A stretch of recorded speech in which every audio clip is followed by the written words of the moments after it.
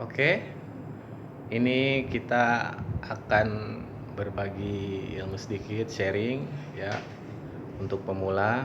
Ini di sini ada MCFA merek Siemens atau FACP, panel fire alarm ya. Main control fire alarm atau fire alarm control panel. Di sini kasusnya ada 6 trouble, 1 supervisory.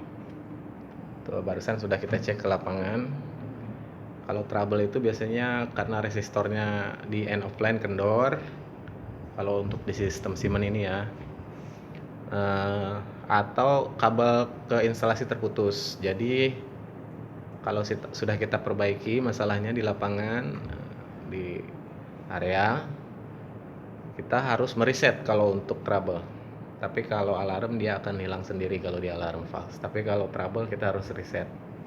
Cara resetnya adalah tekan F77F bintang. Nah, ini kan F77F enter. Ini kan sekarang 6 trouble, nanti akan berkurang. Tekan seperti itu. Nah, dia akan mereset. Nah, layar seperti ini. Tunggu paling juga 1 menit. Nanti kalau udah di reset, dia otomatis akan ngeprint di struk ini nih, di bawah. Nah, setelah di reset semua 0. Nah, ini dia membaca lagi dari awal semua sistem. Itu ada gambar tanda panah ini maju terus. Nah, berarti dia sistem lagi mereset.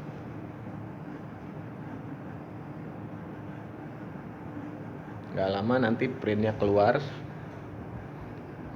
mencetak ada berapa zone yang trouble, ada berapa alamat. Tentunya kalau tadi udah diperbaiki 1 kasus, berarti tinggal 5 harusnya. Nah, seperti itu.